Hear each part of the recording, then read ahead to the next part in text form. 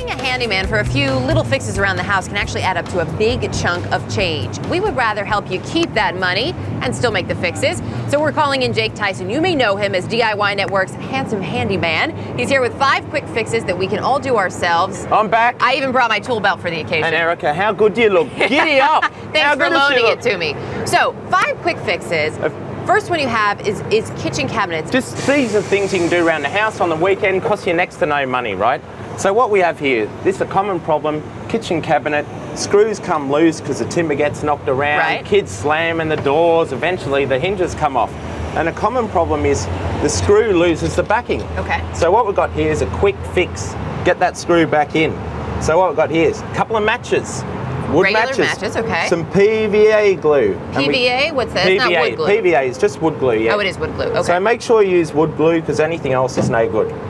And then you quickly just stick it in the hole here. Now what this does, it gives you a solid base, right? For your screw? That's exactly right. So as simple as that, you pass me that hammer you got there. Indeed I Maxi can. Strike, it's Funny called. you should ask. Thank you very much. You're quite welcome. You're a great little helper. Give them a good knock in.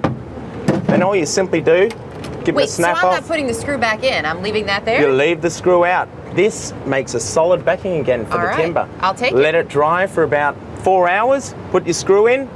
No more drama. We're good to go. Okay. Too easy. So we've solved the kitchen cabinet problem. The thing that I know a lot of people who need this, and this happens in my house, that sticky door when you can't, okay, I got it open, but I'm really strong. It happens all the time. Yeah. Houses move and, you know, they drop due to creaking and aging. So what you do here is you see where it's catching, you just get a pencil and you mark down here so you know where it's catching. It's catching by about 1/8 of an inch. Okay.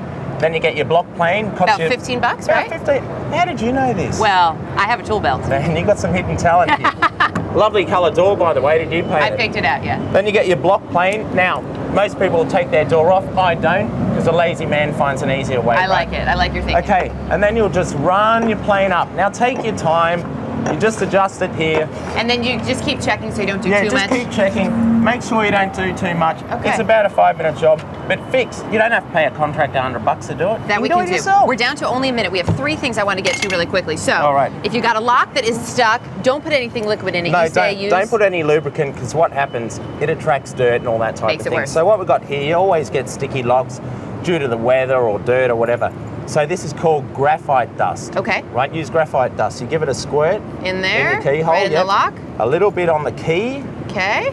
And this way and attract And then that'll any just moisture. clean it out? Too easy.